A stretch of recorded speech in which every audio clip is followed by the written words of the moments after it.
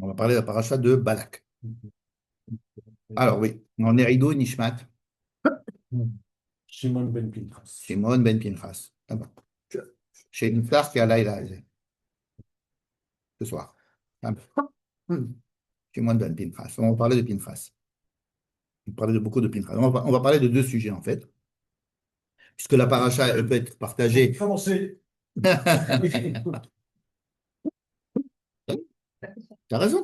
Non, non, mais tu n'as pas besoin de Au nous début de attaquer. la minute. Tu n'as pas besoin de nous attaquer, on t'apprête. Ça va être un peu au début de la minute. Est-ce que Yuda est arrivé? Alors, il y a deux parties dans la paracha. La première partie, la plus grande partie, c'est la paracha de Balak et Bilham, c'est-à-dire que Balak, qui était à l'époque roi de Moab, décide de maudire le peuple d'Israël et demande des services d'un spécialiste en la question qui s'appelle Bilham et qui doit venir maudire Israël. Cela ne marche pas très bien parce que, en fait, Dieu va dire à Bilham que ce qu'il pourra faire, c'est simplement bénir le peuple d'Israël qui ne pourra pas le maudire.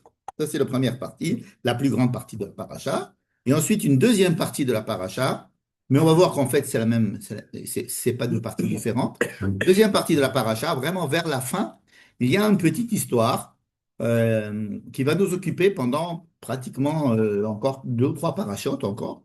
C'est-à-dire que une autre manière pour Bilham d'attaquer Israël ou bien d'essayer d'affaiblir Israël, c'est il a proposé aux gens de Midian et de Moab de d'envoyer aux enfants d'Israël des femmes qui vont les séduire, et ainsi le peuple d'Israël arrive à se détourner complètement de Dieu et se coller et s'identifier pratiquement à la culture du Péror, c'est-à-dire la culture des habitants de la région.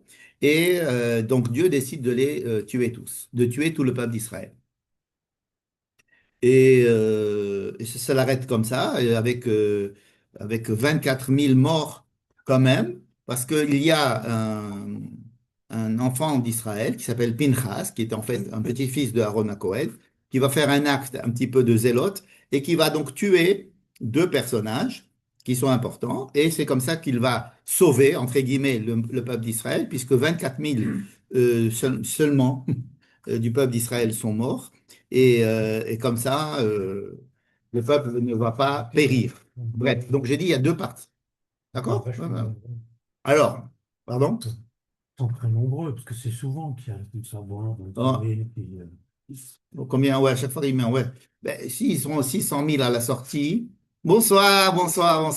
S'ils sont 600 000 à la sortie, ils sont tout le temps 600 000 âgés de 20 à 50 ans, ou 20, 60 ans. Alors, si on fait les gens qui ont moins, qui ont plus, les femmes, etc., 3 millions. on arrive assez facilement à 2 millions et 3 millions. Voilà. Bon, donc, Un petit génocide. oui, non, mais ce sont des chiffres importants, bien que le nombre, 24 000, est un nombre qui nous invite à penser que c'est 12 000 fois 2, c'est-à-dire 2 000 par tribu, puisqu'ils sont 12 tribus. Enfin bon, bref. Donc, je vais essayer de parler de deux sujets ce soir. Le premier sujet, c'est le fait même que la Torah s'intéresse à un sujet qui n'est pas celui de s'occuper du peuple d'Israël directement. C'est que la Torah va s'occuper du peuple d'Israël indirectement, en plaçant la caméra chez un peuple ennemi, certes, un peuple qui n'est pas celui d'Israël, et en prêtant son micro, si j'ose dire, à des gens qui ne font pas partie du peuple d'Israël. C'est-à-dire que le peuple d'Israël n'est pas partie prenante de cette discussion et de toute cette manigance. Donc, pour la première fois, et la seule fois, la Torah va arrêter de mettre le micro chez le peuple d'Israël ou chez Moïse ou ce que Dieu pense d'Israël ou ce que Dieu pense de Moïse ou ce que Moïse dit au peuple, et on va mettre le micro entre des ennemis d'Israël qui se consultent et qui essayent de fomenter un projet contre Israël. Chez un âne aussi. Pardon? Chez un âne aussi. Le micro. Une ânesse. Nénet. Ah oui, la NES, à part le micro, il y avait une NES. Ouais, c'est vrai. C'est vrai. Et on va pas parler de la NES ce soir. D'ailleurs, on va pas parler de la NES ce soir, bien que ce soit toujours un sujet extrêmement ouais, curieux. Curieux.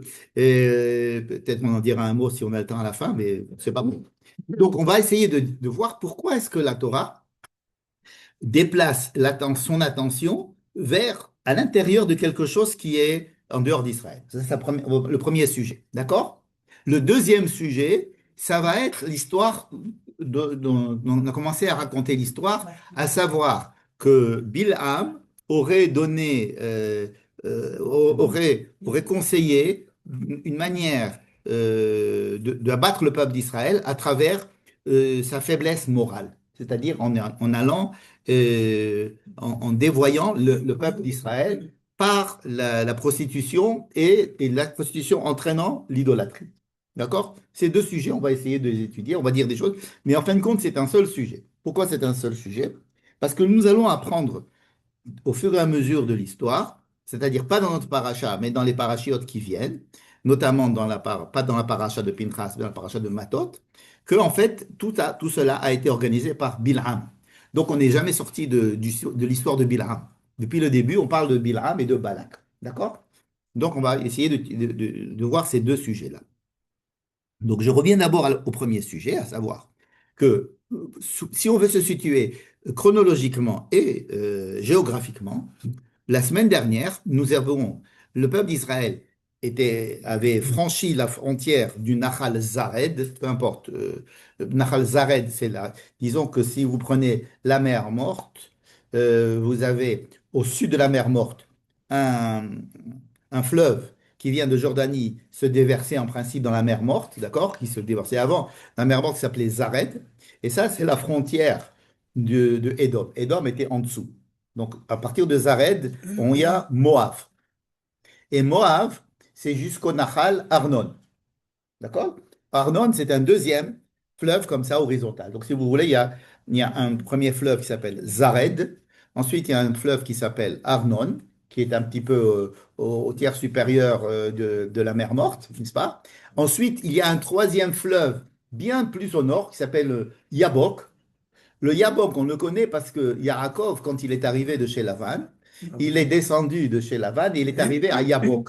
Et c'est à Yabok, en traversant le Yabok, qu'il a rencontré Esav. Et juste après, il est rentré à Shrem. Donc, si on veut schématiser, il y a trois fleuves.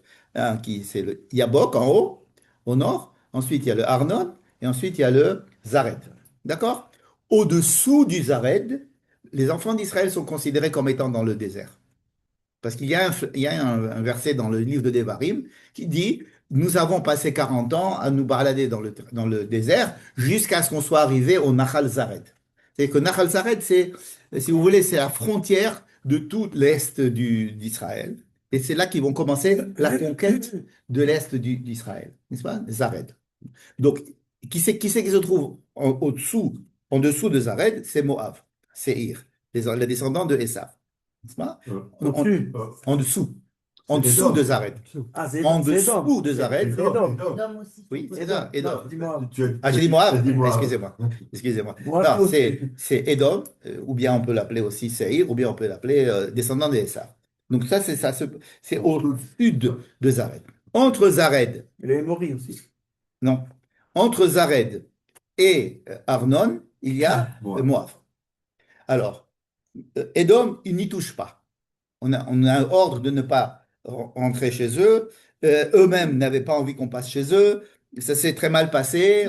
Peut-être qu'à la frontière, ils ont réussi à nous vendre des petits souvenirs ou bien des bouteilles d'eau de Mé Eden à bon prix, mais c'est tout. Mais Edom, mais Edom. Hein? Mais Edom. Mais Edom. Et ensuite, un peu salé. Et donc, ensuite, on est arrivé à Moab. La semaine dernière, on nous a rien dit à propos de Moab. On nous a dit simplement, il faut pas faire la guerre contre Moab, ok? Et ils n'ont pas fait la guerre contre Moab, mais c'est tout.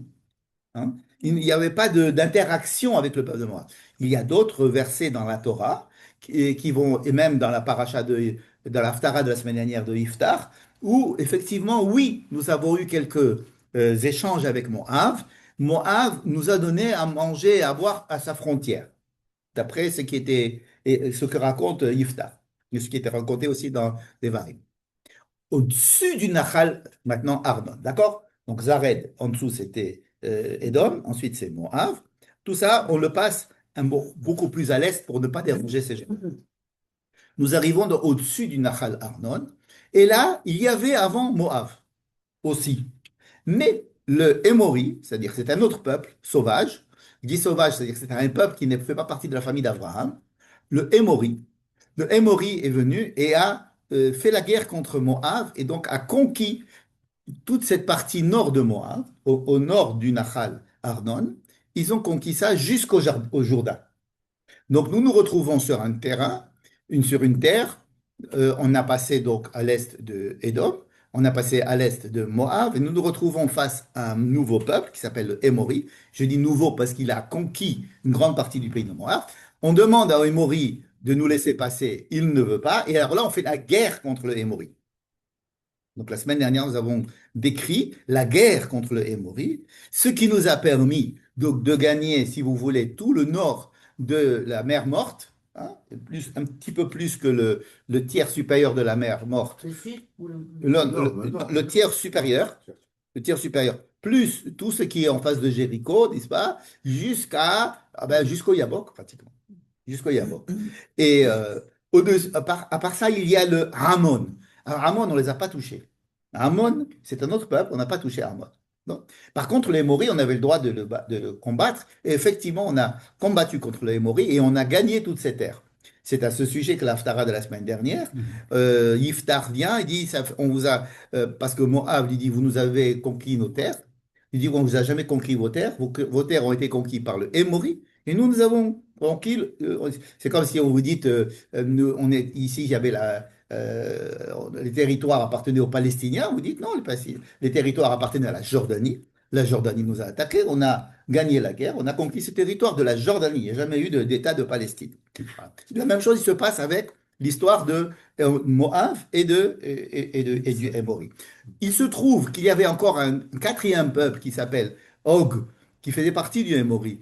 Og Melech HaBashan, qui était au-dessus du Nahal Yerbok. Et alors, lui aussi est venu faire la guerre contre Israël et on a aussi conquis ces territoires. Donc, nous avons conquis vraiment tous les territoires depuis le Golan, si vous voulez, jusqu'à la mer Morte, jusqu'à l'est du Jourdain, jusqu'au tiers de la mer Morte supérieure. Tout ça, c'est conquis. Et on se retrouvait donc devant Yarden Yericho. On était juste dans le Jourdain, juste devant Jéricho. Donc la semaine dernière, on était déjà prêt à rentrer en Israël. Je vous rappelle une question que nous avons posée la semaine dernière, c'est celle de savoir pourquoi est-ce que Dieu nous a fait passer par l'est du Jourdain. Je ne sais pas si vous vous rappelez de la question. Et donc, il y avait pas mal de possibilités de répondre. On va en donner encore une autre aujourd'hui. Je vais en proposer une autre. Mais c'est une réponse, je dirais, qui est faite par le Zohar. Par le Zohar. Et aussi appuyée par le Harizal. D'accord? Pourquoi est-ce que il était bon qu'on passe par l'est du Jourdain? Et donc, si je résume, nous avons très peu parlé de Moab la semaine dernière. Après, on nous racontera des choses. Or, ce peuple Moab que nous avons allègrement traversé, si j'ose dire, on est passé, on ne leur a fait aucun mal. Ils savaient qu'on ne devait pas leur faire est-ce qu'ils nous ont donné à manger ou à boire? Peut-être. Eux aussi, il y a des psukim qui vont dire qu'ils nous ont donné un peu à manger et à boire à un moment donné, mais pas plus que ça. Pas plus que ça. Et puis, Tom, maintenant, nous sommes juste avant de rentrer en Israël, la Torah revient en arrière pour nous raconter ce qui s'est passé, en fait, derrière les Klein, derrière le rideau, et avec Moab. N'est-ce pas? Comme si on ne s'était pas rendu compte, on est arrivé en face de Jéricho, et là, la Torah fait un revers, et dit, attendez, ne croyez pas que ça s'est passé comme ça, il y a eu des choses qui se sont passées, je ne vous ai pas racontées, maintenant je vais vous les raconter. Et c'est grâce à ça que je vous ai sauvé un petit peu, n'est-ce Et pas? ça se passera quand même après la conquête d'Émori et de Og. Oui, c'est ça. Mais la Torah ne nous a pas raconté cette histoire comme étant une histoire de confrontation avec Moab. Elle nous raconte, vous savez, je voulais vous dire, vous savez ce qui s'est passé là-bas? Entre eux, alors qu'est-ce qui s'est passé? Moab, Moab, qui est donc un peuple qu'on n'a pas le droit de conquérir et avec lequel nous n'avons pas eu de belligérance ni d'intention de belligérance, euh, a senti que quelque chose n'allait pas et il a eu peur d'Israël. Il a eu peur d'Israël. Il dit une phrase assez impressionnante. Il dit, euh, le peuple d'Israël, je dirais les Juifs, vous allez voir pourquoi. Le peuple d'Israël est dans cette terre-là, ils sont comme des taureaux, des bœufs qui mangent toute parcelle d'herbe qui peut se trouver. C'est-à-dire que quand ils vont passer, ils vont tout gratter, ils vont plus rien laisser. Et donc, ils sont en panique parce qu'ils voient un peuple qui va venir tout manger. C'est pas comme ça. Bon. Alors, il a très peur et on se demande pourquoi il a peur. Puisque, en principe, nous n'avons pas fait la guerre avec lui, nous n'avons pas fait l'intention de faire la guerre. Nous, ce qu'on veut faire, c'est passer le Jourdain et aller à l'ouest du Jourdain. Il n'est pas question du tout qu'on ait. Donc, pourquoi est-ce que Moab a eu peur? Ça, c'est une question qu'il faut se poser. Oui. Il a entendu ce qui s'est passé avec Oui, alors tout le monde a entendu ce qui s'est passé avec Sichon et Og, et il a vu, et il a dit, ils sont forts. Donc ils sont forts. Oui, mais ils sont forts, mais ils n'ont pas fait la guerre. Pourquoi est-ce que je vous ai décrit ce chemin-là? Parce que dans le chemin qu'on a décrit, on est passé devant Moab et on leur a rien fait.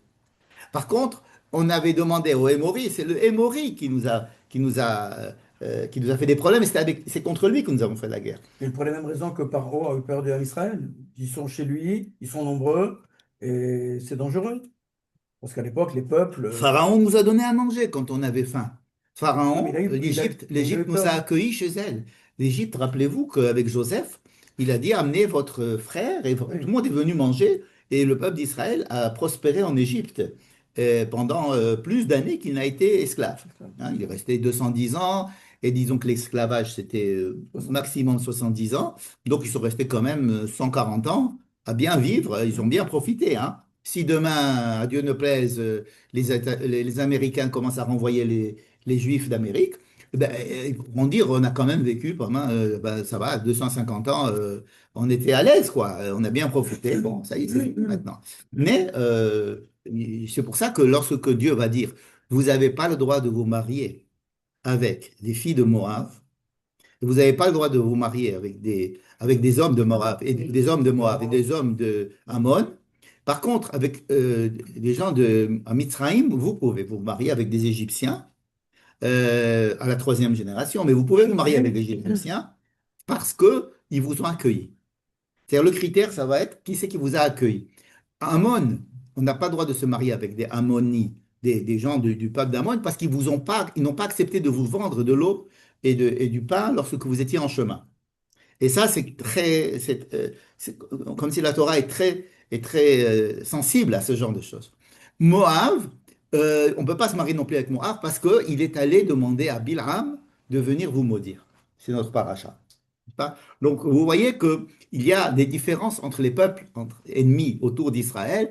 Et les Égyptiens, on penserait que les Égyptiens, ce sont les pires dans cette liste. Pas du tout. Les Égyptiens, on a le droit de se marier avec des Égyptiens au bout de la troisième génération. C'est-à-dire que s'ils deviennent guerre Toshav, alors après, ils peuvent être guerre Tzedek au bout de la troisième génération, à partir du moment où ils peuvent se convertir. Mais Moab et Ammon. Bref, je reviens à mon histoire. Qu'est-ce que fait Balak? Balak, il a très peur d'Israël. Et on va se poser la question, pourquoi il a peur d'Israël? Et il va demander à Bilham, qui est un spécialiste de la malédiction, qui habite la région où habitait Abraham, entre les deux fleuves, le Prat et le Hiddekel et le Frat, comment ça s'appelle? Le Tigre et le Frat. Et il vient de là-bas et il l'appelle pour qu'il maudisse Israël. Vous connaissez tous l'histoire, on ne va pas la raconter. Il essaye, il lui dit non, moi, non, je ne peux pas. Mais si, essaye, ouais, non, ils ont essayé une fois, deux fois, trois fois, ils n'arrivent pas, etc. Enfin, quand ce qui sort de la bouche de Bilham, ce sont que des bénédictions et pas des malédictions. D'accord, ça c'est l'histoire. Bien. Le Zohar explique que il y a, euh, il y a la réalité, elle est commandée par une réalité supérieure, c'est-à-dire comme s'il y avait un centre de commandement, disons, euh, supérieur, qui organise les choses, et ensuite ces choses-là peuvent se passer dans la vie.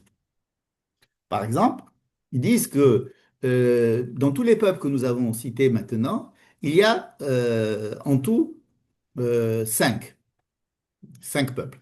Il y a Édom, Moab et Ammon. Moab. Ça, c'est trois, n'est-ce pas? Et deux autres qui s'appellent Sichon et Og.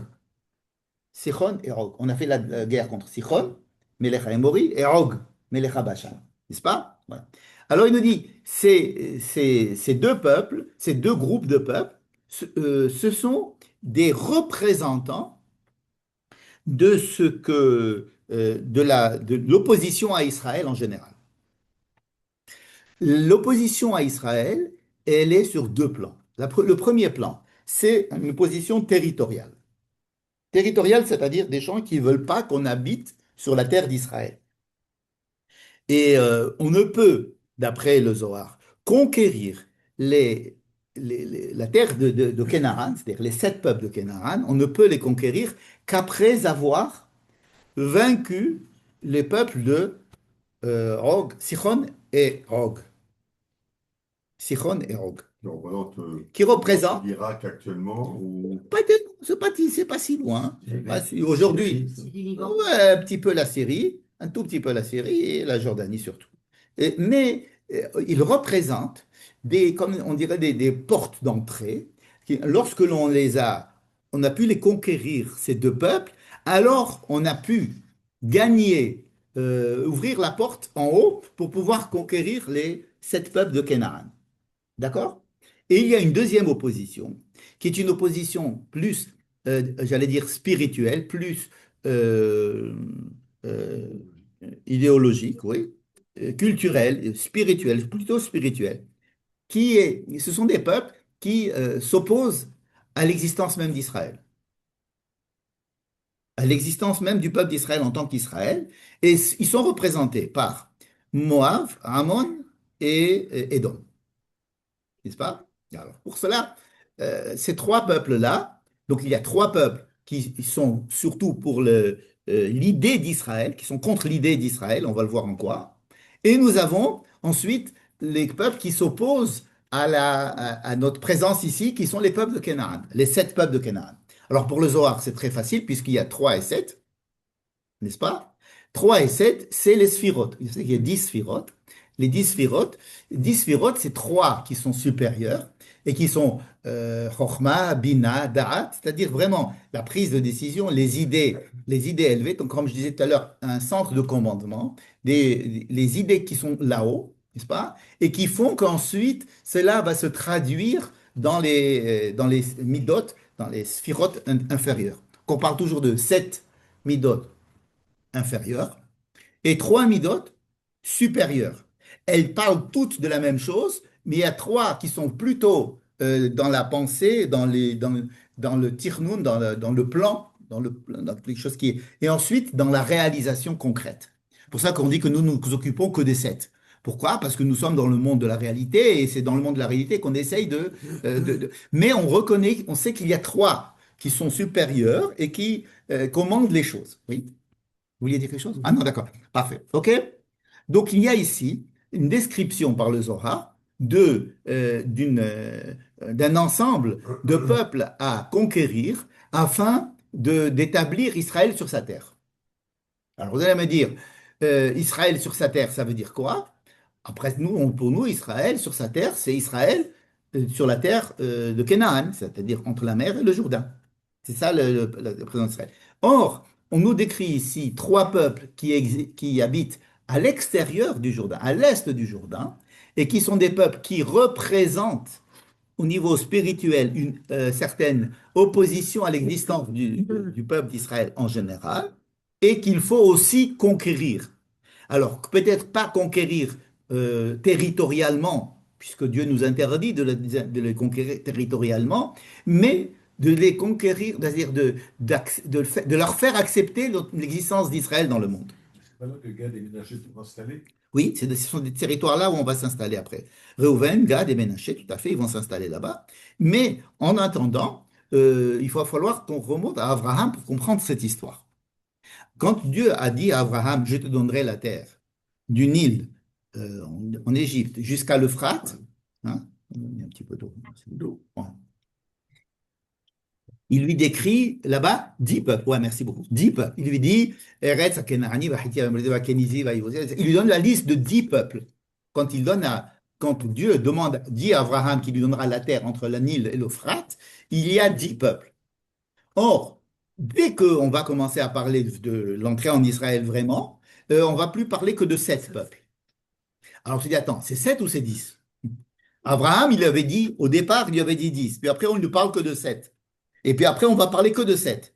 Eretz Kenaan, Chevel Nachalatrem. Donc, tous, et puis Moïse, etc. On parle toujours de Kenaan. Kenaan, c'est les 7 peuples. Et alors, pourquoi il nous a dit 10? Alors, le Zohar répond que quels sont ces 3 peuples qui sont en plus des peuples de Kenaan? C'est les 3 peuples qui commencent par un kouf. Kéni, Kénizi et Kadmoni. Peu importe. Et Rashi nous explique que ces 3 peuples, c'est Ammon, Moab et Édom. Et donc, que la conquête de ces 3 peuples qui nous restent, elle est effectivement prévue, mais dans un second temps, pas dans le temps de la conquête de la terre de Canaan. Il y a la conquête de la terre de Canaan, ensuite il y a l'histoire.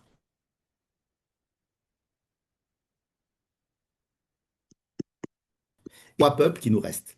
Et donc, comme ça, la promesse faite à Abraham est accomplie à la fin.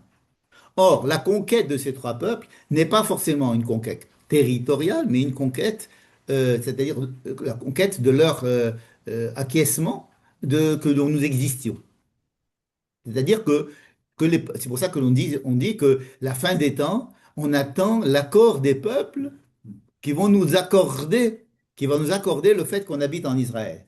Qu'est-ce que ça veut dire? On habite en Israël. Pourquoi on a besoin de l'accord des autres? C'est-à-dire il faut qu'on ait on va conquérir le cœur des trois qui nous restent pour qu'ils acceptent et non seulement qu'ils acceptent, mais qu'ils reconnaissent le bien fondé de la chose et qu'ils sachent que c'est pour le bien de l'humanité qu'on va faire ça.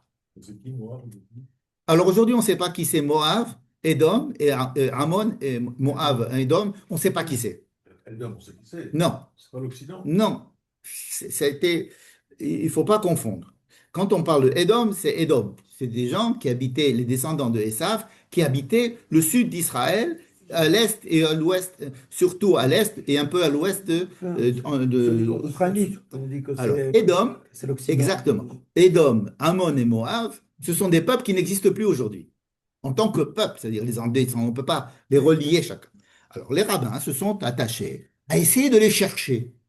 Ou alors, quand il se passait quelque chose dans l'histoire du peuple juif, ils disaient, tiens, ça nous rappelle, ça nous rappelle ce peuple-là. Comment est-ce qu'il se comportait envers nous? Hein? Et donc, à chaque fois qu'il s'est passé quelque chose, on disait, ah, eux, ça doit être eux. Eux, ça doit être eux. Par exemple, quand on voit un peuple qui veut vraiment détruire Israël à la base, c'est Amalek. Mais non, allez savoir si Amalek, c'est le fils du fils du fils du fils du premier Amalek. Non. Par exemple, on va dire, les nazis, c'est des Amalek. Après, on va dire, non, l'Iran, c'est Amalek. Puis après, on va dire, mais attends, mais Amalek, c'est un descendant de Esav. Oui, mais c'est aussi un descendant de notre côté d'Ishmaël. Enfin, hein? Pardon?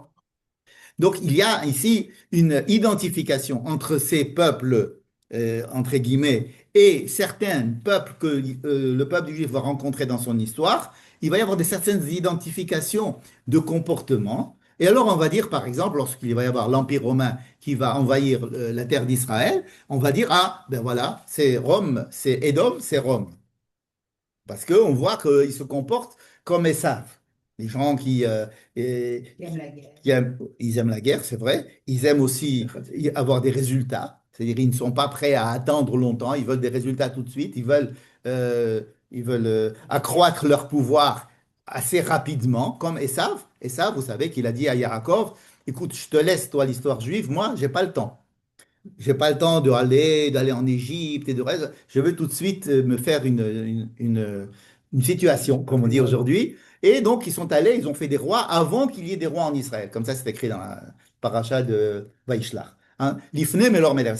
Ils sont et donc, quand ils voient l'Occident, ça leur rappelle ce qu'ils ont vécu avec Esav. Et donc, ils vont dire Esav, c'est Édom, et Édom, c'est Roma, au Romi. n'est-ce pas? Et donc, et ça arrangeait pas mal, et puis c'est pas faux, et donc ça nous a permis de catégoriser les choses, de la même manière que nous avons dit que Ishmaël, c'est l'islam. Il est très peu probable que Mohamed soit un descendant de Monsieur Ishmaël, mais puis que Monsieur Ishmaël, le fils d'Abraham, a fait Teshuvah après, enfin, c'était quelqu'un d'assez sympathique, Monsieur Ishmaël, mais quand l'islam, d'ailleurs, il y a eu beaucoup de juifs qui s'appelaient Ishmaël. Rabbi Ishmael, il y en a eu au moins 13 dans la Gemara, des Rabbi Ishmael. Quand l'islam est apparu vers le 6e siècle et qu'ils étaient associés à ce comportement de Ishmaël et qu'on a pu les identifier au niveau de leur comportement, alors on a dit on arrête d'appeler les gens Ishmael chez nous. Et Ishmael, pour nous, ça a été l'islam. N'est-ce pas? Donc l'islam, c'était Ishmael et Esav, ça a été l'Occident. Mais ce sont des catégorisations de peuples et de dynasties qui ne sont pas réelles au niveau anthropologique, hein. Donc il faut bien dire qu'il y a Édom, Ammon et Moab, et ils ont disparu, on ne sait pas qui ils sont. Mais par contre, on sait ce qu'ils représentent, oui. Et donc, l'islam, entre guillemets, se référant à Ishmaël, même si Ishmaël a fait Tchouva, on les catégorise, c'est plutôt côté Moab? Non. Alors, on ne parle pas d'une association entre Moab, Ammon, Édom et l'islam. L'islam, depuis le début, on l'a dit, c'est Ishmaël, et on l'a dédouané d'être Ammon, Moab ou Édom. Alors qu'on aurait pu, mais on ne l'a pas fait. Ce qui fait que nous sommes restés avec Ammon, Moab et Édom comme des peuples. Et qui sont ces peuples-là, puisqu'on nous dit qu'à la fin des temps, il va falloir les conquérir, ou alors je dirais plutôt conquérir leur cœur, n'est-ce pas? Leur peur. Alors, on n'a pas aujourd'hui de correspondance. Par contre, on sait que ces trois peuples, ils s'opposent à l'existence même du peuple d'Israël dans l'identité d'Israël. C'est-à-dire, ils s'opposent à Israël dans leur identité, hein. Ils, alors, ça marche bien avec, par exemple, le christianisme et Édom. Ils ont dit, nous sommes Vérous Israël, nous sommes nous les vrais Israël, etc. Mais en général, on peut dire que tous les peuples du monde entier, il y a ceux qui s'opposent au fait qu'Israël rentre sur sa terre et les peuples qui s'opposent au fait qu'Israël existe. D'accord? Il se trouve que les deux se rejoignent. C'est-à-dire il y a des connexions entre les gens qui s'opposent à l'existence d'Israël et les gens qui s'opposent à sa présence sur le territoire, hein. Et c'est pour ça que cette histoire-là est intéressante, parce que ces trois peuples, on aurait pu dire qu'ils habitent en Chine. Ils auraient pu habiter en Chine, ces trois peuples-là, qui s'opposent à l'existence d'Israël ou à l'identité d'Israël. Non, non seulement la Torah nous les situe à l'est du Jourdain, c'est pas très loin, mais en plus nous avons des conflits territoriaux avec eux parce que ils ont peur de nous, ou bien parce qu'ils vont donner des arguments, ils vont appuyer leurs arguments anti-Israël sur des raisons territoriales. Par exemple, on vient de parler de Moab. On a dit que Moab, il n'y avait aucun litige territorial avec Moab. Israël est venu, leur a dit, nous, on va vous laisser, nous, on va de l'autre côté du Jourdain. Et pourtant, Moab vient et nous dit, pas possible, on n'accepte pas, on a peur de vous, on a peur de vous, on a peur mais tu as peur de quoi? On a peur de vous, on veut pas. On veut pas. Et on a vu ce qu'on a fait. Et puis alors, tout à l'heure, quand j'ai cité le pasouk, Kilchoch Hashor et Tirek Hasadeh, j'ai fait ça. Et ça m'a rappelé les affiches des nazis. Vous avez, vous voyez le juif comme ça qui prend le monde et qui est là en train de gratter tout ce qu'il y a. Il nous bouffe notre argent. Profiteur. Hein, ils nous bouffent notre argent. C'est eux, ils nous mangent notre pain. Notre pain, ils sont venus pour le.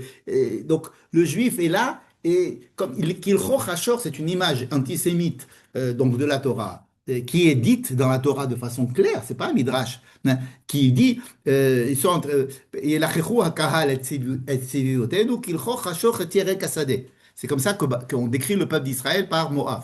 C'est comme ça qu'ils le voient. Alors que pour l'instant, on leur a rien fait, on n'a aucune envie de rien leur faire, etc. Et avec la contradiction qu'il y a quand même Ruth qui va être Ça, et l'autre qui est aussi ouais, à de l'eau, de l'origine l'eau. Ouais, absolument. qui est le frère d'Abraham, le neveu d'Abraham. Donc, Ah, donc le monde, il n'y a jamais le blanc et noir. Il y a toujours du blanc dans le noir et du noir dans le blanc. Il faut pas. Mais si vous voulez, la structure est ainsi. Donc, quand on va dire que Moab a commencé à vouloir maudire Israël, hein, c'est-à-dire, Balak, qui est le roi de Moab, veut maudire Israël et qu'il va appeler Bilham, qui vient de très loin, qui vient de Mésopotamie lointaine, il vient de la région où il y avait Abraham avant, c'est parce que il n'est pas question ici, il dit, je veux que tu le maudisses afin que je Va'agareshenu mina haaretz. Il dit, je veux le renvoyer de la terre. Va'agareshenu mina haaretz, c'est même pas, je veux pas qu'il me, je veux reconquérir ses terres, ou bien je veux pas qu'il conquérisse mes terres. On va pas lui conquérir ses terres du tout. Mais il veut plus que ça existe, ce peuple. Ça l'embête, ça le démange, ça le gratte. D'accord? Et il s'appuie sur des raisons, des arguments territoriaux qui n'ont pas lieu d'être, mais il les invente afin de pouvoir appuyer son anti-israélisme, si j'ose dire. Et donc, il veut le maudire. Maudire, c'est quoi? C'est-à-dire le combattre dans un niveau, comme on a dit tout à l'heure, au-dessus. Hein, Chokhmah, Bina, Darat, avec la bouche, étant donné que c'est un peuple qui est physique, mais c'est un peuple qui représente quelque chose. Donc, c'est sur ce qu'il représente surtout qu'on veut le combattre. Donc, c'est pour ça que le Zohar dit qu'il fait partie des trois peuples, des trois sphirotes. Et de la même manière qu'il y a des sphirotes chez Bakdusha, il y a des sphirotes chez Batouba. Et donc il y a les clipotes, il y a tout le schéma des clipotes qui est à l'envers. C'est-à-dire de savoir que toutes ces forces-là existent dans le monde du mal, du méchant. Donc, lorsque la Torah aborde ce sujet, il faut bien comprendre qu'il aborde un sujet totalement différent de celui que nous avons vu jusqu'à présent, mais c'est un sujet hyper important. C'est le sujet de qu'est-ce que représente Israël et comment est-ce que l'antisémitisme ancré chez les peuples peut être combattu parce que nous avons ce problème avant de rentrer en Israël. Pourquoi est-ce qu'on a ce problème avant de rentrer en Israël? Pas parce on doit le résoudre avant de rentrer en Israël, mais parce que avant d'entrer en Israël, on doit résoudre le problème de la conquête du pays. C'est pour ça que Sichon et Og, on les a gagnés. J'avais dit que Sichon et Og, c'était les clés des peuples, des 7 peuples qui rentraient et qu'il fallait d'abord les conquérir. Mais il faut ils prennent conscience, il faut qu'on prenne conscience que c'est pas parce qu'on va rentrer en Israël et qu'on va avoir notre terre qu'on va résoudre le problème de l'acceptation de l'existence d'Israël dans le monde, de l'existence d'Israël en tant qu'Israël, même pas que Israël sur sa terre, mais en tant qu'Israël, en tant qu'Israël, Israël. Et donc, la Torah va nous... Donc, je réponds à la question de la semaine dernière, une des réponses on peut apporter cette semaine, à savoir, pourquoi est-ce que Dieu nous a fait passer par l'est du Jourdain et pas nous faire rentrer directement en Israël par le sud, comme il était prévu, ou bien comme il aurait été logique de le faire? Alors, la réponse pourrait être, d'après le Zohar, parce que nous avons besoin avant de rentrer en Israël et de conquérir les 7 peuples, de conquérir les 2 peuples qui sont les patrons, j'allais dire, les patrons de ces 7 peuples-là, qui sont le Hémori, sur le plan physique, et nous devons au moins amorcer l'idée que nous devons aussi qu'on va avoir un combat contre des peuples qui ne font pas partie, qui ne sont pas à l'intérieur de notre terre, mais qui sont autour de cette terre et qui vont prendre prétexte sur notre présence sur cette terre pour combattre notre existence en tant que peuple, ou en tant que représentant du nom d'Israël ou de Dieu sur terre. Et donc, il est important que nous fassions ce chemin-là, bien qu'il nous semble un peu compliqué, mais parce que justement, cela préfigure notre combat historique pour essayer d'asseoir notre existence en tant qu'Israël, acceptée dans le monde et acceptée sur notre terre. D'accord? Une fois que nous avons parlé la semaine dernière de la guerre contre Sichon et Og, qui vont nous permettre donc de combattre les 7 peuples en entrant en Israël. C'est pour ça que cette manière, on était devant Yarden Yericho. On dit très bien, on a fait une chose. Maintenant, bientôt, on va rentrer, on va conquérir les 7 peuples à l'intérieur.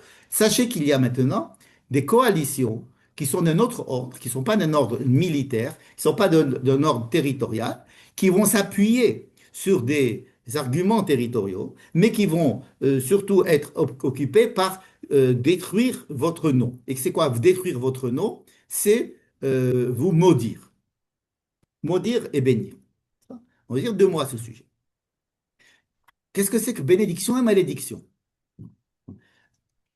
Je vais poser des questions que l'on pose, que les enfants posent.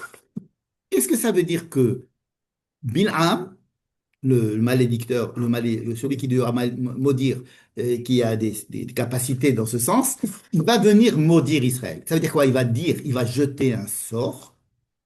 Qu'est-ce qu'il va faire? Il va dire des paroles qui vont être traduites par des événements qui vont être contre Israël. C'est ça que ça veut dire maudire.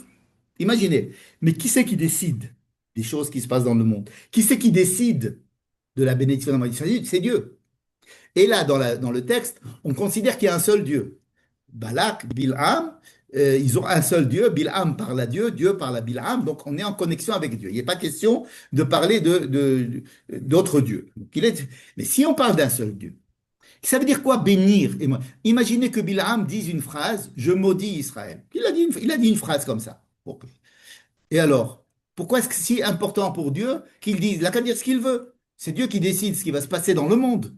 De mettre en avant des pgamim moussarim chez Israël. Alors, s'il y a des faiblesses dans le peuple d'Israël, par exemple, on va dire les Kalel, c'est mettre en avant devant Dieu les points faibles qui existent en Israël, ce qui va permettre à argumenter vis-à-vis de Dieu de ne pas les protéger. Comme ça s'est passé avec les malachim parfois, qu'il y a une discussion entre certains malachim et Oui, Hachem. par exemple, exactement, par exemple, Midat Adin, Midat Arachamim. Alors on dit à Kippour, lève-toi du siège de la justice stricte et mets-toi sur le siège de la pitié. Donc, fais intervenir les arguments en notre faveur. Donc, il y a comme s'il y a un tribunal avec des arguments pour et contre, et donc maudire, ça serait mettre en avant des arguments négatifs. Oui.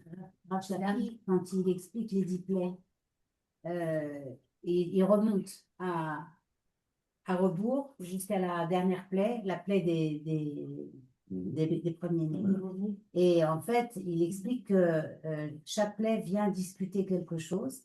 Et la dernière plaie vient discuter est-ce qu'on est vraiment l'aîné de Dieu? Est-ce qu'on est vraiment. Et donc, c'est en face de Dieu qu'on vient nous maudire. Il dit ça pour les 3 dernières. Oui, c'est ce que je disais. Pour les 3 dernières. Je disais cela en parlant première hypothèse, maudire, c'est quoi? C'est présenter des arguments valables vis-à-vis d'un tribunal céleste en disant est-ce que vraiment ils sont à la hauteur?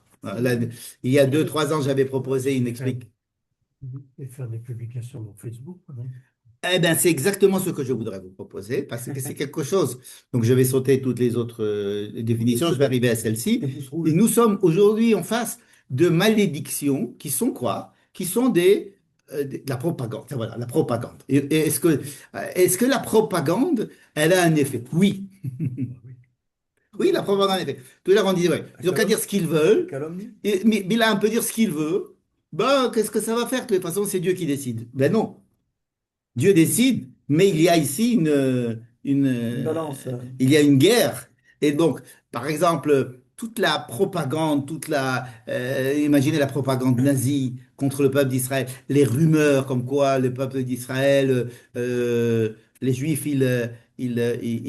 c'est eux qui répandent la peste en souillant les sources d'eau, les puits, ou en disant que le peuple d'Israël il tue des petits enfants afin de prendre leur sang et de faire des matzot. Et tout le monde y croyait, mais tout le monde a soifé de ce genre d'informations. Comme comme si ça leur tombait juste comme un costume. C'est une information qui n'avait pas besoin de vérifier parce ils auraient eu envie qu'elle soit vraie. Comme aujourd'hui, on le voit avec toutes ces informations, comme quoi on est génocide, comme quoi on viole les femmes palestiniennes, qu'on tue les jeunes palestiniens, et qu'il y a l'apartheid, et enfin bref, tout ce qu'on connaît, qui est raconté, et qui est même relayé même par des juifs. Et donc, ça s'appelle, moi, ce que j'appellerais, je suis tout à fait d'accord avec vous, ce sont les malédictions. C'est des malédictions, ce sont des paroles qui qui pourrissent les idées, qui pourrissent la vérité, qui pourrissent la pensée et qui alimentent cette haine contre le peuple d'Israël. Et comme il le dit très bien Balak, ce sont des gens qui viennent et qui vont Grignoter. nous grignoter, ils vont tout nous raser, etc. Et donc cette impression comme ça que la présence du juif, et c'est la cause de tous les malheurs dans le monde, n'est-ce pas? C'est ce qu'il dit, hein. C'est la cause de tous les malheurs dans le monde. D'ailleurs, dans les sondages, quand on pose aux questions, quel est le pays qui cause le plus de tort au monde, dans la paix dans le monde? Tout le monde dit Israël. C'est-à-dire, on oublie tout, ouais, c'est Israël. Parce qu'on est tellement plein de clalotes, de malédictions qui sont déversées, etc., que cela devient des vérités. Donc, cette histoire-là de la bénédiction et de la malédiction est très importante. Et pourquoi est-ce que dans le domaine de la bénédiction et de la malédiction, Moïse n'intervient pas, le peuple n'intervient pas? On fait intervenir qui dans cette histoire? Dieu contre Bilam. Hein? Ou une ânesse. L'ânesse, elle va lui dire à Bilham qu'il ne voit que la moitié des choses. Il ne voit pas, il voit pas tout ce qu'il voit à la télé, c'est pas ce qui se passe vraiment. C'est ce que va dire l'ânesse. L'ânesse va lui dire, toi, ce que tu vois pas des choses, moi, je sais qu'il y a des choses. Même une ânesse peut voir des choses que toi, censé être grand reporter à la télévision, tu ne vois pas ou bien tu veux pas voir. C'est pas l'ânesse voit quelque chose et au lieu de respecter ce que voit l'ânesse, il la frappe, il va presque la tuer par 3 fois. Et l'ânesse vient lui dire, écoute, c'est pour te protéger, je vais pas t'envoyer. Il y a devant nous un ange avec une épée. Et donc quand lui, il va vraiment voir l'ange avec l'épée, il va se dire, ouah, l'ânesse a vu des choses. Or, c'était là, Bilham qui était censé être le prophète des nations et qui voit tout, celui qui a l'œil pour tout voir. En fait, il avait un œil qui était obstrué il était pollué par cette malédiction. Il était plein de malédictions, comme des gens avec qui vous discuterez aujourd'hui, mais ils vous diraient des choses, vous n'avez même pas d'argument contre eux, tellement c'est fou ce qu'ils disent, et puis bon, on n'a même pas la force de discuter, tellement c'est complètement, complètement fou. Et alors on dit, mais ça ne veut pas dire que ça n'existe pas. Ça existe. La vérité existe.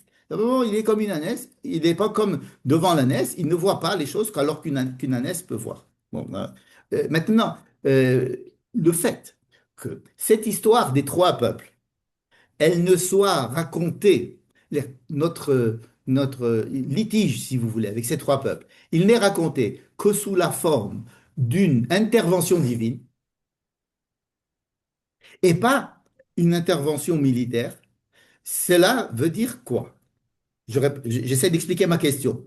Vis-à-vis des 7 peuples qu'on doit aller conquérir, faire la guerre pour les avoir, ok?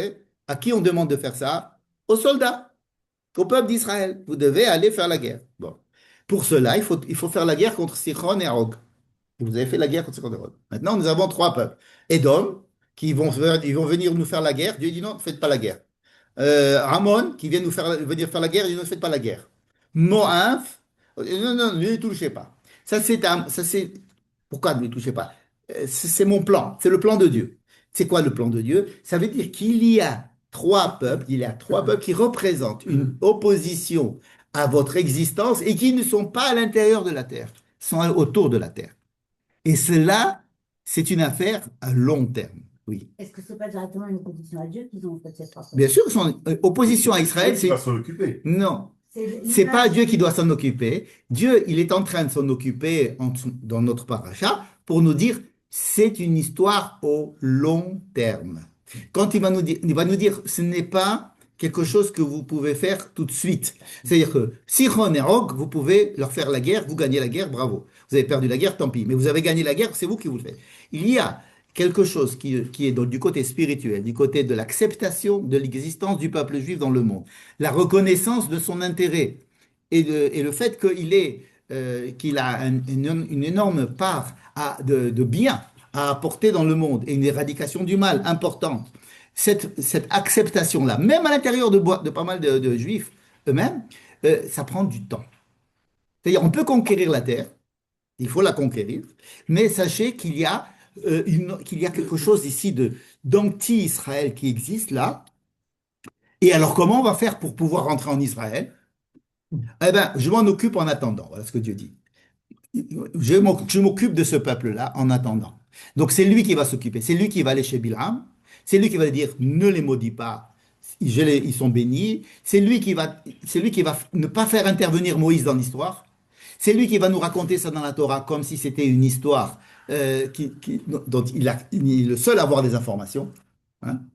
Aujourd'hui, on sait ce que Vance a dit à peu près à Rubio, qui a dit à Trump, oui, non, on s'en fout d'Israël, non, pourquoi Israël, on leur avait promis, non, ça se passe entre eux, mais on connaît, il y a le New York Times qui va nous dire qu'il y a eu des fuites, etc. Ben, notre paracha, c'est une fuite. C'est une fuite de ce qui se passe là-bas. Dans le New York Times a eu vent de la discussion qu'il y a eu entre Balak et Bilham et ce qu'a répondu Bilham, C'est etc. la tasse qui a fuité. Aujourd'hui, l'année, c'est vrai. Donc, nous avons des informations sur ce plan. Pourquoi est-ce que la Torah nous donne ces informations-là? Pour nous dire, écoutez, il y a un gros problème ici. Ne croyez pas que votre entrée en Israël ne doit se résumer que dans le côté territorial avec la guerre. C'est une partie extrêmement importante et c'est à vous de le faire et c'est à vous de le faire tout de suite. Il n'y a pas il y a pas dès que vous rentrez en Israël, j'arrête la manne, j'arrête le nuage, j'arrête l'eau, et vous commencez à vivre et c'est vous qui devez aller à l'armée et faire la guerre. Bon, Dieu nous aide, mais le côté spirituel, ce que j'ai appelé les trois sphirotes à Elionot, le côté de l'opposition idéologique ou viscérale à l'existence du peuple d'Israël, qui est décrite par cette opposition des trois peuples à l'extérieur, cette opposition-là, Dieu va aller s'en occuper lui-même en attendant.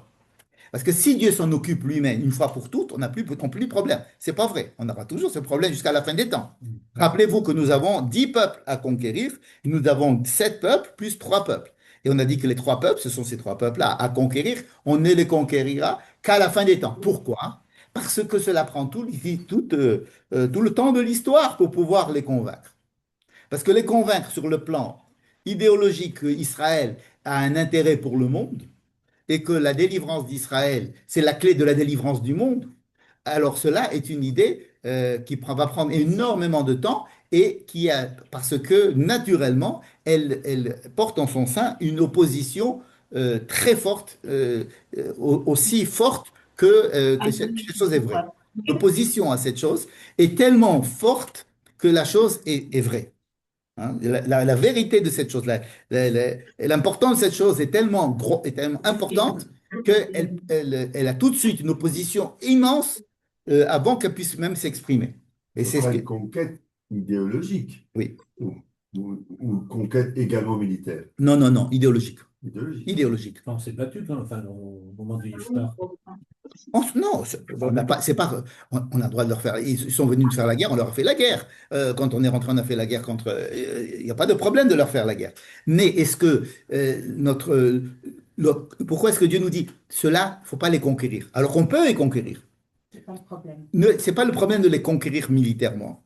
C'est un problème de les conquérir spirituellement. C'est-à-dire que eux-mêmes nous disent, mais on vous appelle, on vous demande de venir, mais venez parce que sans vous, on est perdu. Avant que vous soyez là, il n'y avait rien en Israël. Et maintenant, depuis que vous êtes venus, toutes nos filles sont à l'université, nos enfants ils sont tous pharmaciens et les terres sont, on a une économie florissante, on est les gens les plus heureux du Moyen-Orient, etc. Mais restez ici. Non, on va leur dire non. Il faut d'abord dire aux Juifs de partir.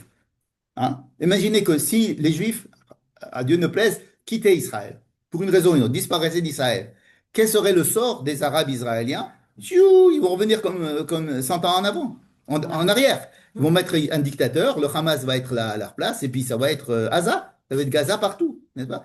Mais pour l'instant, ils sont pris par l'idéologie de Moab.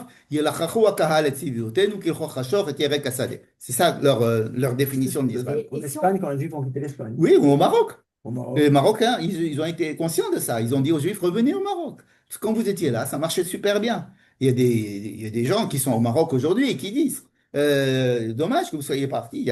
On a vu, j'étais dans un concert il y a un mois au théâtre de Jérusalem où un chanteur musulman marocain de Essaouira est venu faire un concert ici malgré les menaces de mort qu'il reçoit en Maroc. Il est prof d'une grande école, d'une madrasa à Essaouira, où il enseigne quoi? Il enseigne la musique andalouse juive. Et Il y en a qui m'a dit au Maroc. Au Maroc. au Maroc. Au Maroc, il y en a un qui m'a dit, revenez, ramenez la chance.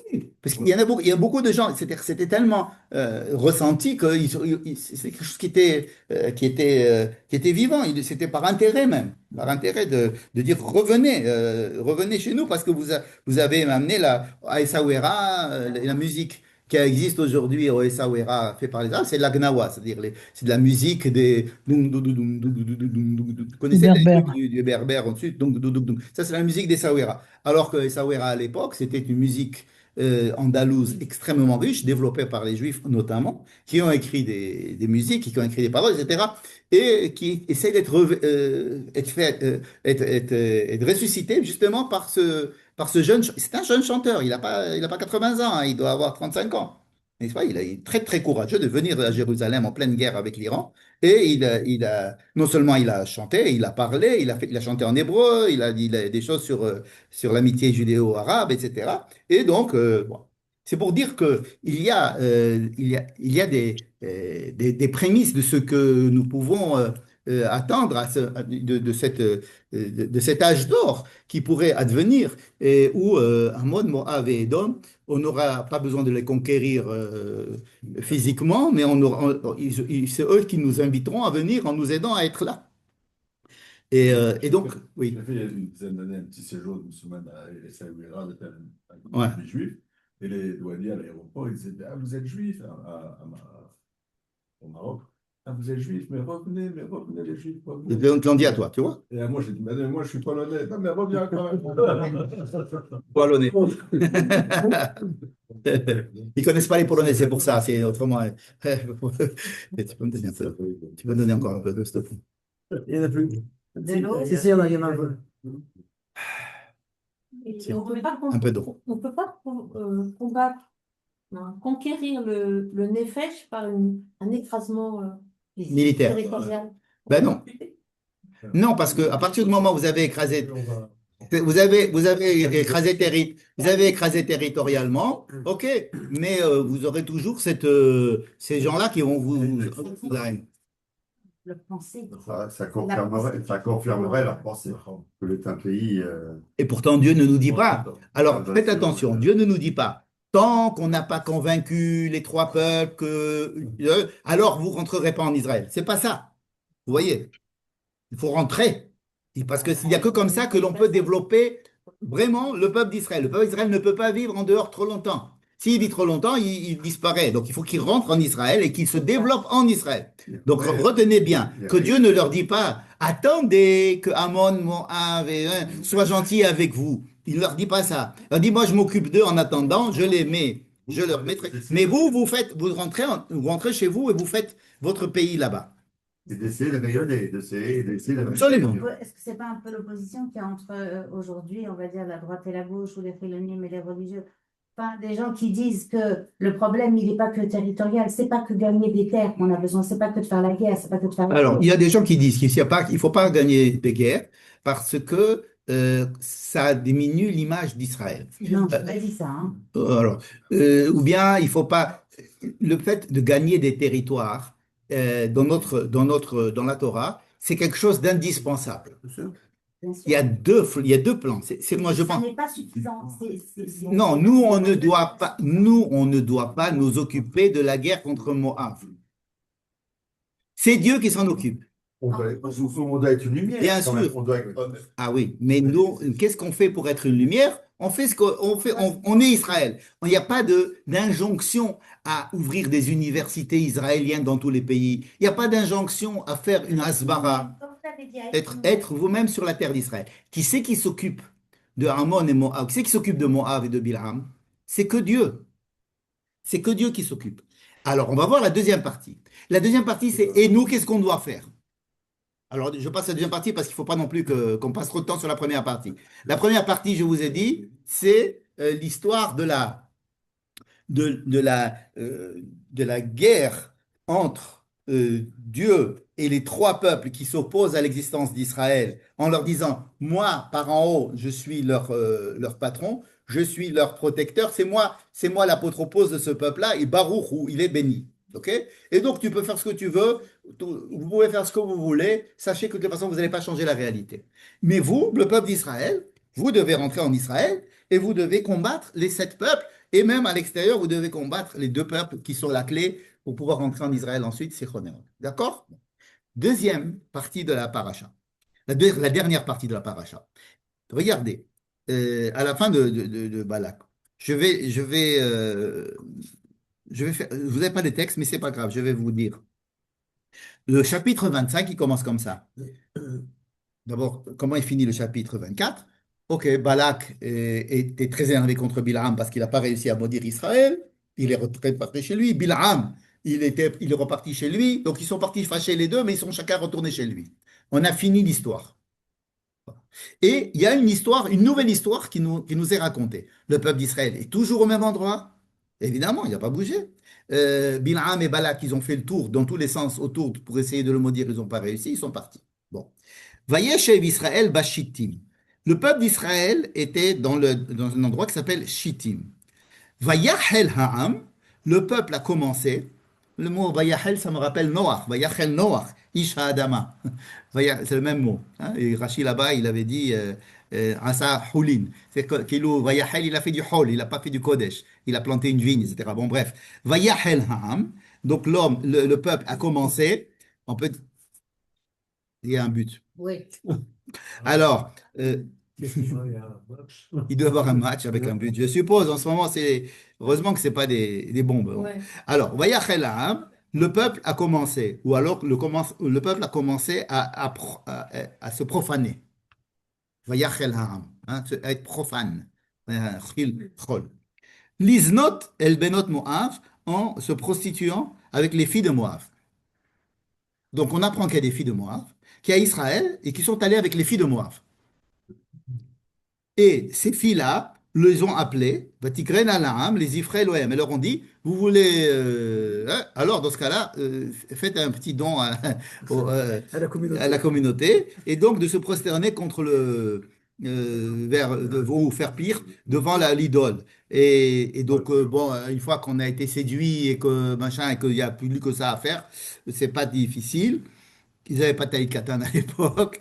Et donc, Vayochalaam, donc ils ont mangé. Ils ont mangé avec eux. Donc, ça passe par la nourriture, ça passe par la débauche sexuelle, et ça arrive à l'idolâtrie. Et jusqu'au point où Israël a- s'est attaché à l'idolâtrie de Péror, au point que ils ont abandonné Dieu. D'accord? Ils ont abandonné Dieu, c'est-à-dire que, vous savez, on dit que Dieu est El Kana. Hein, on traduit en français par jaloux, ce qui n'est pas faux. Jaloux, c'est-à-dire que Dieu considère le rapport que nous avons avec lui un rapport exclusif. Il ne supporte pas qu'il y ait des rapports extra-conjugaux. D'accord? Entre lui et nous. Comme si c'était des rapports conjugaux. D'accord. Donc, à partir du moment où Israël va avec Péror, alors il y a Kin'a. Dieu est jaloux. Et donc, voilà. Ouais, ta carte, tu ne vas plus la retrouver. Donc Dieu est jaloux, et donc et cette jalousie a fait qu'il a voulu non seulement divorcer d'Israël, mais tuer Israël, détruire Israël. C'est ce qui va nous être raconté la semaine prochaine. N'est-ce pas? Pinchas a ressenti cette kin'a, cette jalousie de Dieu, et il a agi à la place de Dieu dans sa jalousie, ce qui a permis de calmer la jalousie de Dieu. Enfin bref, ça c'est par rapport au beau kin'a. Ce qui se passe ici, c'est qu'il y a le peuple d'Israël qui va avec les filles de Moab et qui vont manger avec eux et qui vont s'accoupler avec eux, qui vont avoir des relations avec eux et ensuite ils vont avoir une idolâtrie. Et quand Israël fait quelque chose, il le fait bien, quoi. Hein, c'est-à-dire que si Si on fait des baguettes, alors on fait plein de baguettes. Donc, si on a Aaron, si on fait des croissants, alors vous allez voir des croissants par demain. Quand on fait un truc, on le fait jusqu'au fond. Si on a des chiens, alors tout le monde a des chiens. C'est quand on rentre dans une histoire, on rentre à fond. Beit Samed, ça veut dire Beit Samed, il s'est Collé. collé Oui. à Baal Péor. C'est pas que c'était de temps en temps ils allaient, ils ont fait ça à fond. Pourquoi on parle des Médianites aussi?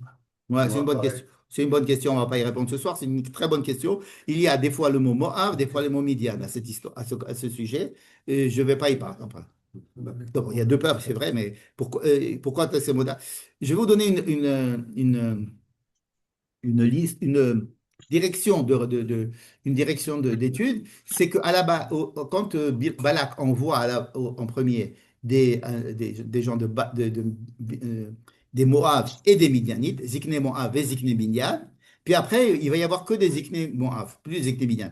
Comme si Zikné Midian, ils avaient reçu une réponse de la part de Bilham qui les satisfaisait et qui n'avait pas besoin de continuer avec cette histoire de bracha et de klala. Et c'est quoi cette histoire qu'ils ont obtenue de Bilham? C'est ces conseils-là, de prendre les filles de Moab et de les envoyer. Je ferme la parenthèse pour la direction de pensée. À ce sujet-là, la Torah nous raconte donc une catastrophe. Et alors, Dieu dit, je vais détruire le peuple d'Israël. Et il demande à Moïse d'intervenir. Et Moïse, qu'est-ce qu'il fait dans ces cas-là? Il pleure. Enfin, ou il baisse sa face. Mais il n'y a pas C'est ce pas. mot. Qui? Par exemple. Pourquoi vous dites ça? Alors, Vayomer Adonai El Moshe, donc je lis si vous voulez, car et kol raché Ha'am, donc je parle de la deuxième partie de la paracha, les derniers versets de la paracha. Donc Dieu dit à Moïse de tuer tous ceux qui étaient responsables, etc. Moïse appelle les chefs d'Israël, Yirou Ishadasha, Veine Ishim Bene Israël Ba Vayakrev El Echav. Et alors on nous raconte une seconde histoire. Une histoire où il y a un homme et une femme qui s'accouplent devant la tente d'assignation. Et Vehema Bochim. Vehema Bochim, qui c'est qui pleure? Ben, tout le monde pleure, y compris Moïse. Alors, vous vous rappelez que la semaine dernière, on a dit un peu de mal de Moïse, ben on va continuer. Depuis l'affaire des deux Nounim, on voit que chaque fois que Moïse est face à une situation, il n'est pas tellement à la hauteur. N'est-ce pas, à la hauteur des Meragelim, il n'est pas à la hauteur, c'est Caleb qui prend le truc. Ensuite, c'est Josué qui va être nommé à sa place. Chaque fois qu'il il va Vaïpol Alpanav. Et là, il n'est pas Vaïpol Alpanav, mais Bochim, il pleure. Il pleure pour ce qui se passe. T'as agi. Non, alors là, ça va être Pinchas. Vous voyez, Pinchas, c'est le deuxième Caleb. Il y a Caleb, c'était un, et bien là, ça va être Pinchas. Pinchas vient et tue et assassine ce couple-là. Et le fait qu'il ait assassiné ce couple-là, pourquoi? Parce que ce couple-là est décrit comme étant l'apothéose d'une débauche, d'une orgie monumentale, où nous voyons deux personnes qui ont un acte devant tout le monde, et devant Moïse, et devant tout le monde, et vraiment c'est l'apothéose de la débauche. Et donc lui, il vient et il tue ces deux personnes, l'homme et la femme, et ce qui a permis à la Magefa, la plaie ou hein? C'est l'épidémie, oui. Enfin, la mort qui avait tué donc 24 000 personnes. Voilà l'histoire qu'on nous raconte. Deux histoires. Une, tout le peuple est allé faire de la débauche. Deuxième histoire, un homme et une femme ont fait ça et Pinchas est venu et les a tués. C'est tout. On va nous laisser en suspense. Qu'est-ce qui va se passer? Parce que Pinchas, il a tué deux personnes. Qu'est-ce qui va? En principe, il faut tuer Pinchas. Il n'y a pas eu de jugement, il n'y a pas eu de rien du tout. Non, mais Donc, il fallait tuer tout le monde. Moshe a reçu l'ordre, il a donné l'ordre de tuer tout le monde. Non, Tous pas ceux tout le qui- monde. Non, Tous ceux tous qui ceux avaient qui fauté. étaient, tous ceux qui étaient, Fauté. tous ceux qui avaient fauté. Ben, il a fauté. Qui? Zibri.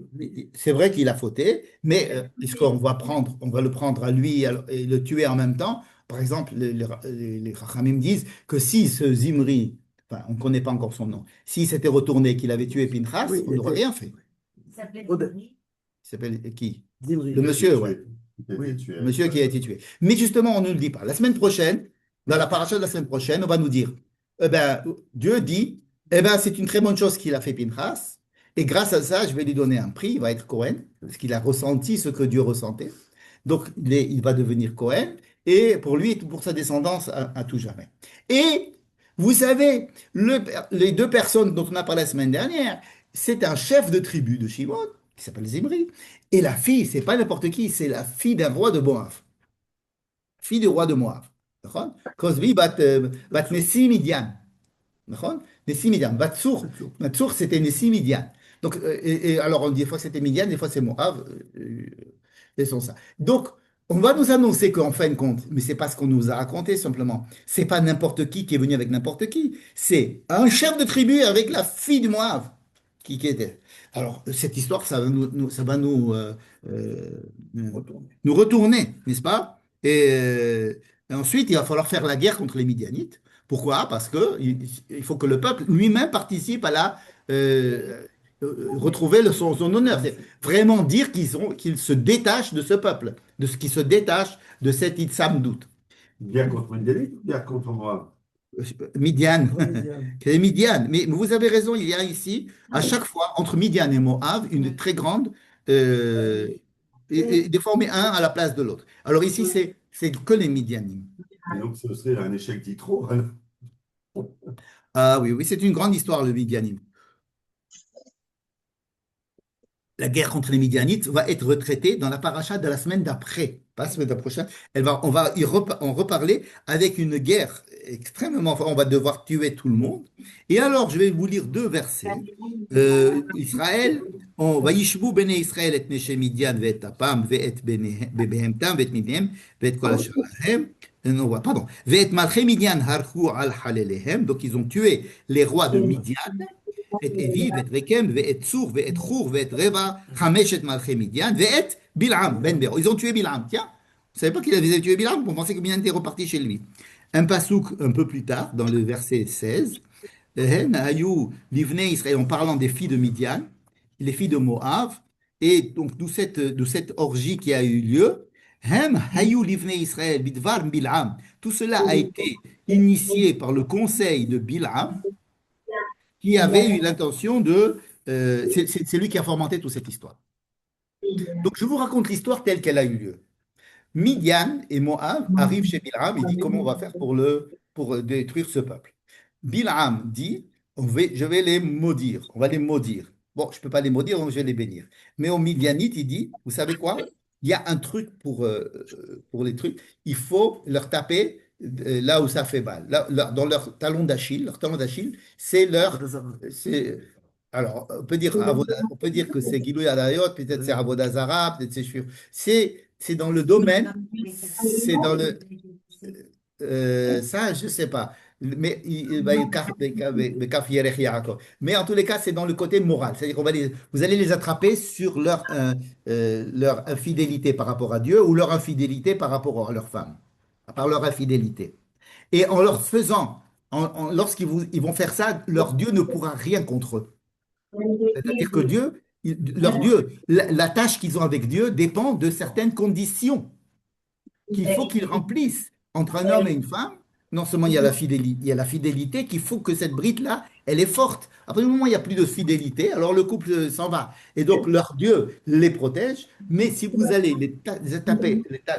les attaquer dans ce temps, talon d'Achille, qui est l'idolâtrie, mais qui est induite, on peut y arriver par l'attirance sexuelle, alors dans ce cas-là, vous pourrez les avoir. C'est-à-dire que et ça a marché. Donc nous avons ici deux tentatives. Une tentative de malédiction-bénédiction. Et on a dit tout à l'heure, ça dépend que de Dieu. N'est-ce pas? C'est Dieu. Attendez, je vais enlever le micro, parce que tu as vraiment toujours à l'ouvre sur le micro. Voilà, comme ça on finit les dernières minutes. Excusez-moi. Et donc, il y a deux. Le peuple d'Israël, il est protégé par Dieu par en haut. OK.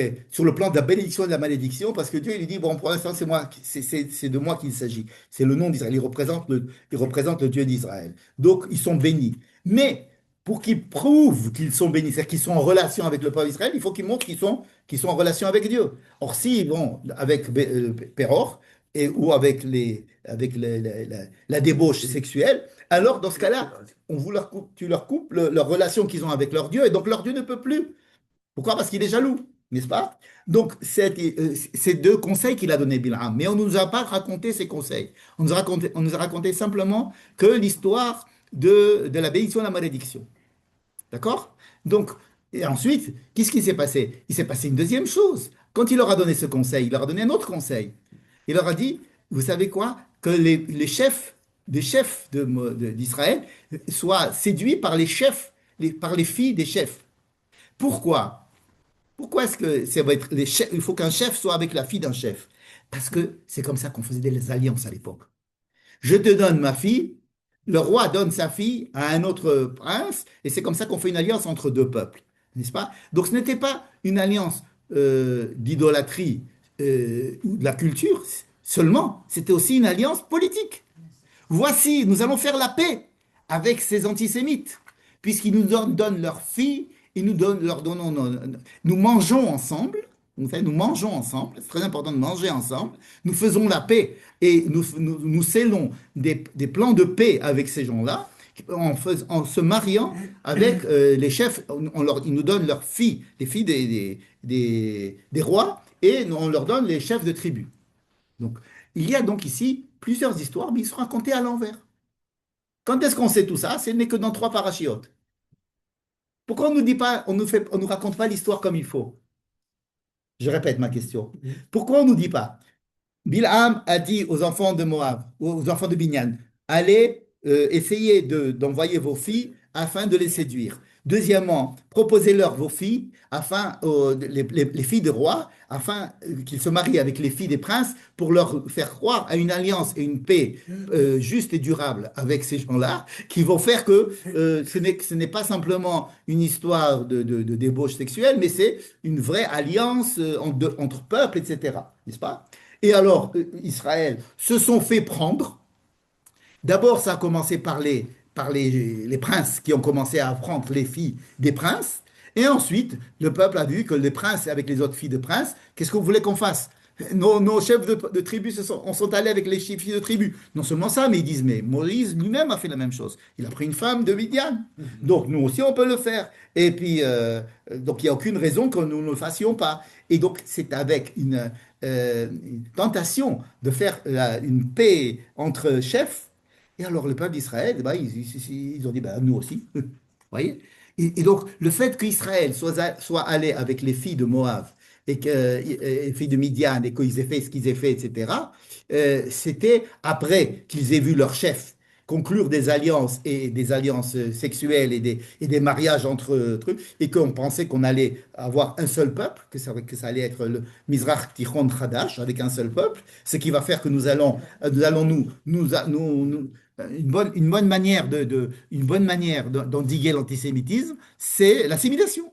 C'est de s'assimiler entre peuples. Donc nous allons devenir des gens de Moab, et donc Benotehem itnu lanu, c'est ce qui est écrit dans la paracha de Kitissa. Donc nous allons faire une alliance. Et ensuite le peuple a suivi. C'est très marrant parce que chez les Sfarades, souvent, ce qui a été conservé, c'est la cacheroute. Ouais. Et chez les Ashkénazes, souvent, ce qui a été conservé, c'est qu'on ne se marie pas avec un goy. Mhm. C'est la même chose. Les dîners de cacheroute ont beaucoup à voir avec l'interdiction du mariage mixte, parce qu'on dit que quand on mange ensemble, alors après. Bon, ça veut dire que, imagine, donc l'histoire que je viens de vous raconter, c'est une histoire chronologique. Bilham, il a dit, faites ça avec les chefs, et les chefs, mariez-vous, et ensuite envoyez les trucs, et c'est comme ça que ça s'est passé. Or, la Torah nous raconte ça à l'envers. Elle nous raconte que lui, Vayachel ha'am liznot. Nachon? Pourquoi la Torah nous raconte l'histoire à l'envers? On va finir sur ça. L'envers, c'est pas la paracha de Bilham, elle commence par le peuple. Nachon, exactement, dans la paracha, on commence par la fin. C'est le peuple qui a commencé. Attendez, je vous lis le verset, le voilà. Vayeshev Israël Bashitim, Vayachel ha'am liznot et be'ot Moav. On nous raconte ça, que c'est le peuple qui a commencé. Et on ne saura que c'était à cause de Bilham que dans 3 parachiotes. Bilham, pour nous, c'est un tzaddik. À chaque fois, il a dit, moi, je dis ce que Dieu, ce que Dieu me dit dans ma bouche, je le dis. Moi, je dois demander à Dieu. On a l'air vraiment Baba Salé. Il est vraiment tzaddik, ce Bilham. Et pourquoi est-ce qu'après, ils l'ont tué? Et pourquoi est-ce qu'après, on a dit, on ne comprend pas notre paracha. Pourquoi est-ce qu'on commence à le faire à l'envers? Une raison possible qui est assez plausible, c'est de dire que c'est pas parce que il y a eu des circonstances atténuantes que l'on va atténuer la gravité de votre faute, vous le peuple. Si on avait raconté l'histoire comme elle s'était passée, on aurait dit, le peuple, le pauvre, il s'est fait prendre. Il était obligé, puisque ses chefs ont fait ça déjà. Et puis les chefs, ils l'ont fait, mais c'est parce on leur avait promis quelque chose. Et si on l'avait promis, c'était parce que c'était Bilham, et c'était parce que c'était Midian, et parce que c'était truc. Donc comment qu'est-ce que vous auriez voulu faire d'autre? Ils étaient obligés, ils étaient pris dans l'histoire, le peuple. Donc on aurait dédouané le peuple. On aurait dédouané le peuple. En nous racontant cette histoire, de cette manière, on nous dit, attention, la responsabilité reste entière. À chaque fois que tu vas dire, ouais, mais c'est lui, il m'a dit, comme Adam, il avait dit, ouais, mais c'est elle qui m'a donné à manger, c'est lui qui m'a dit que l'arbre était bon. Tout le monde est fautif. Ça veut dire que ne vous dédouanez pas. C'est que même dans une situation d'engrenage où tout va mal, vous êtes quand même responsable responsable de vos actes. Et c'est peut-être pour ça que ça a commencé, ça nous a été décrit de cette manière-là. Shabbat Shalom. Bientôt. Pas